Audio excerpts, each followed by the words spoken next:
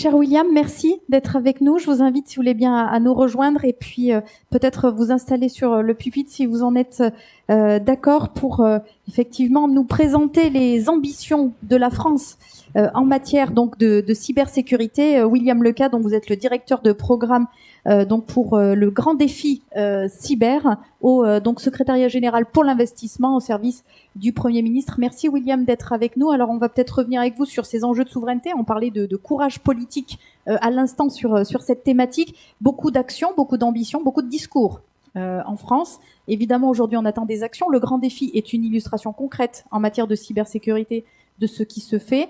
Il y a évidemment le plan de relance qu'on attend, un certain nombre d'annonces. Alors, je sais très bien que même si j'ai tenté, j'ai vraiment beaucoup œuvré pour que nous ayons des annonces. Je crois que j'ai failli sur cette mission, mais peut-être quelques informations sur quand est-ce qu'on va avoir les annonces faites par le président sur ces enjeux de cyber. Tout d'abord, je voudrais commencer par vous remercier de me donner cette occasion de présenter le grand défi.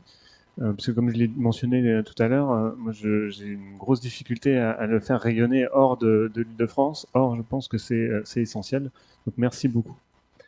Peut-être avant de faire le focus sur le grand défi cybersécurité, un petit rappel sur l'initiative des grands défis de manière générale, parce qu'il y en a plusieurs qui ont été lancés. À l'origine, c'était une recommandation dans le rapport Villani sur l'intelligence artificielle. Cette recommandation, elle a été élargie au-delà de l'intelligence artificielle, mais le principe reste le même.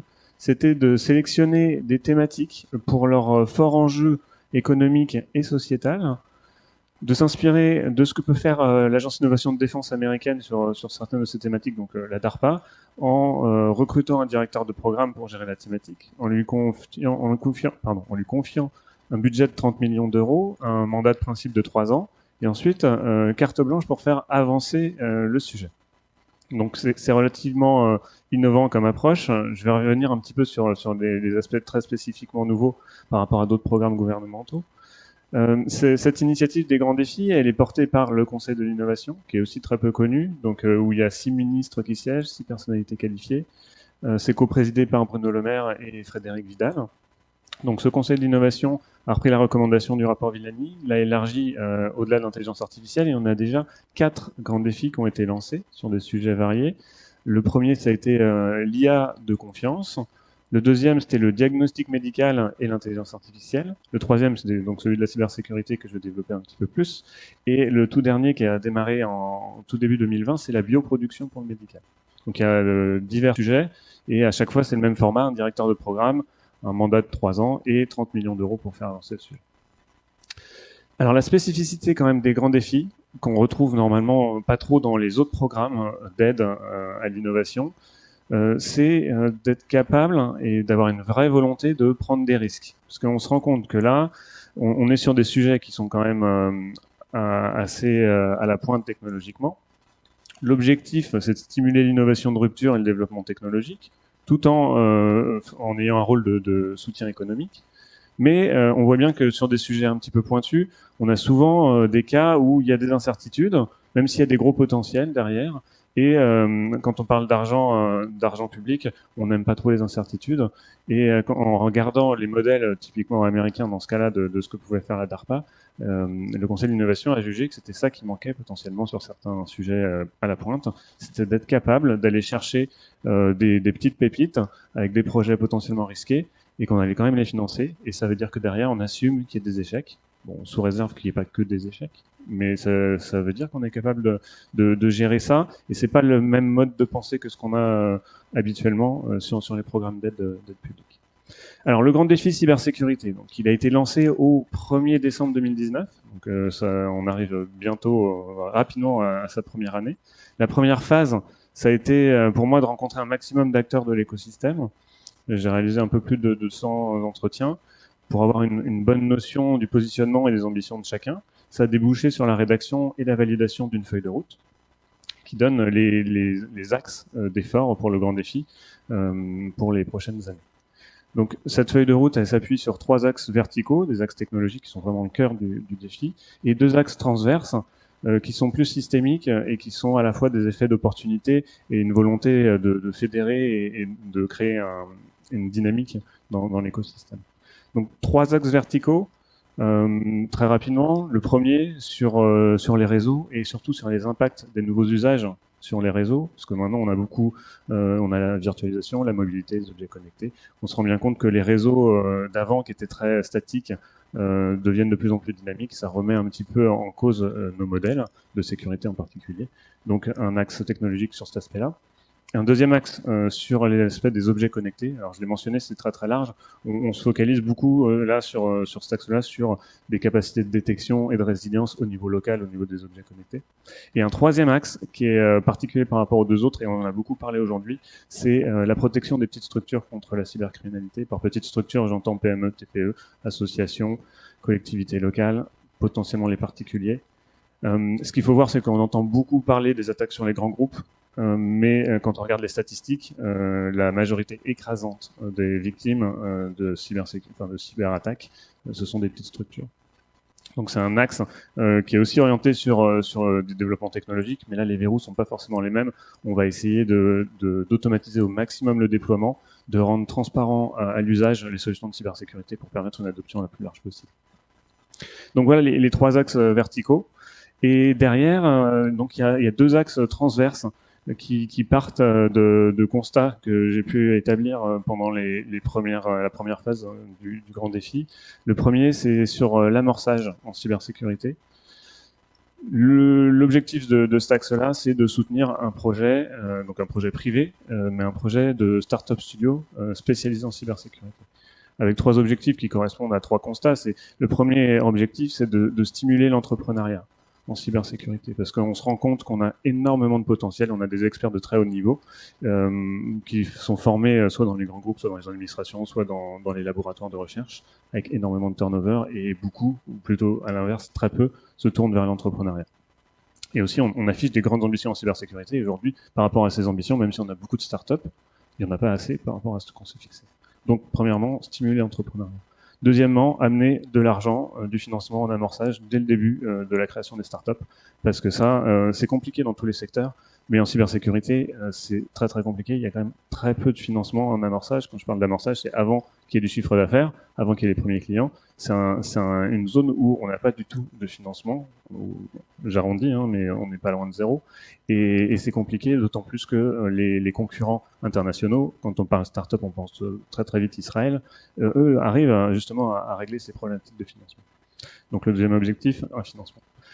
Troisième objectif de ce Startup Studio, c'est d'être capable de réduire les temps d'acquisition des premiers clients en aidant à mettre en relation avec les clients finaux et potentiellement à encourager des co-constructions pour qu'on ait des produits qui soient pensés dès le début pour être utilisés.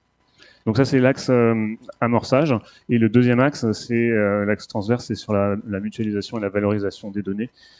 J'y reviens pas forcément parce qu'on en a parlé, mais juste avant. Mais la clé sur les données, c'est bien sûr d'être capable de les échanger. Quand je dis échange, je parle pas forcément d'échange gratuit, ça veut pas forcément de l'open data. Ça peut, à mon avis, se terminer en marketplace, mais il faut être capable de mutualiser et de valoriser.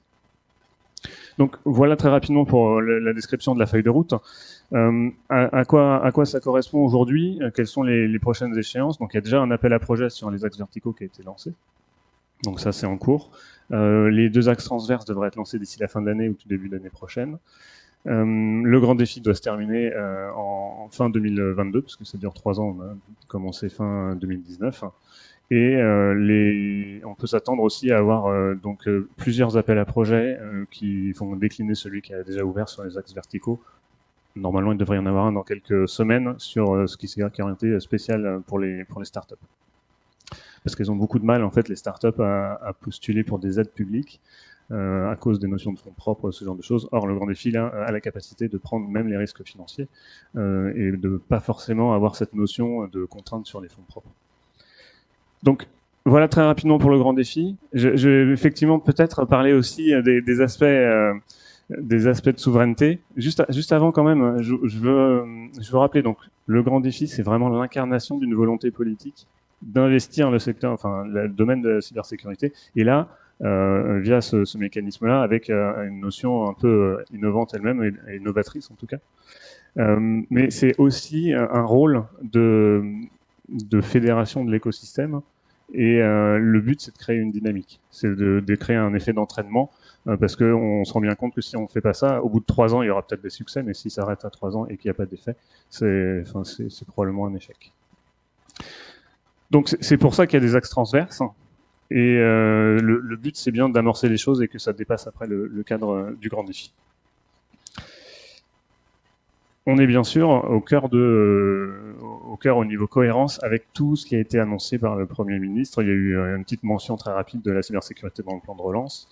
Le grand défi, il faut voir ça comme un petit peu un mécanisme de préfiguration de ce qui doit arriver derrière, en tout cas sur la partie innovation, parce qu'il y aura d'autres aspects qui ont été évoqués pendant la matinée et qui seront traités dans le cadre du plan de relance. Et sur la souveraineté, puisqu'on en a parlé aussi, quand on parle cyber, on pense beaucoup souveraineté.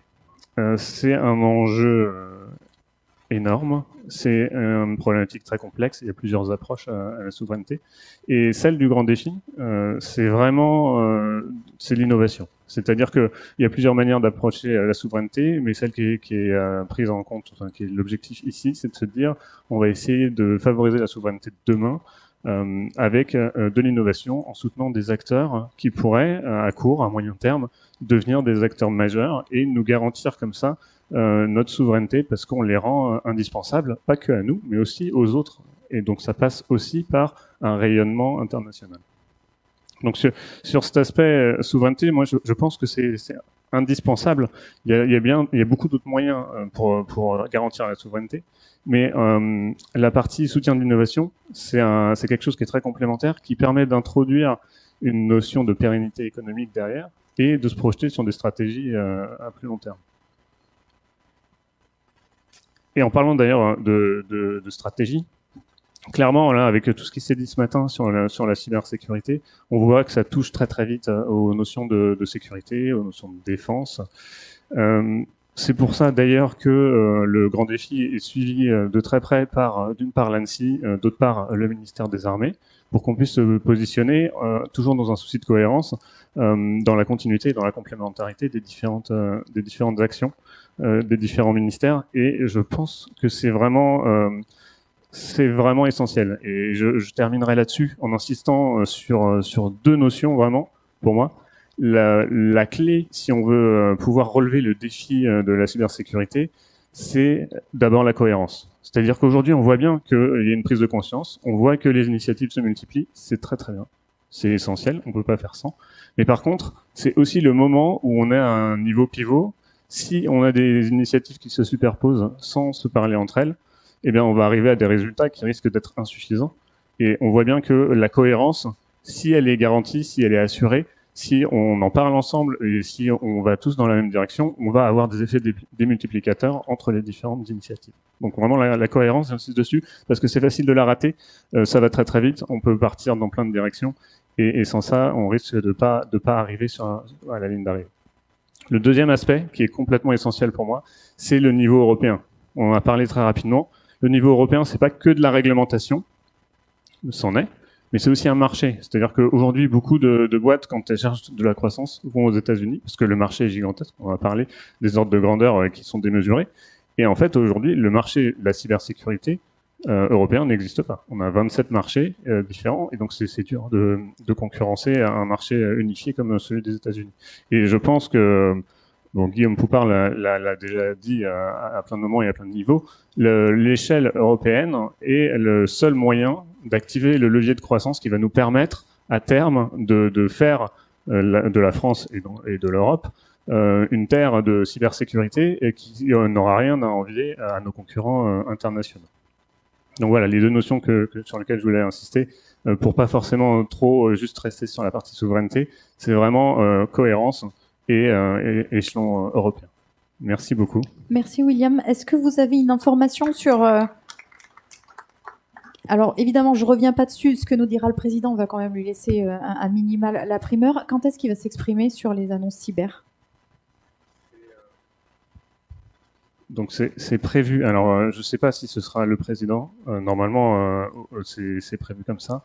Ça dépendra un peu de l'agenda au quotidien parce que c'est très compliqué. C'est prévu en octobre. Ça peut tout à fait décaler. Mais normalement, il y aura des annonces et il y a beaucoup de choses à annoncer. Et j'en reparle encore une fois de la partie cohérence.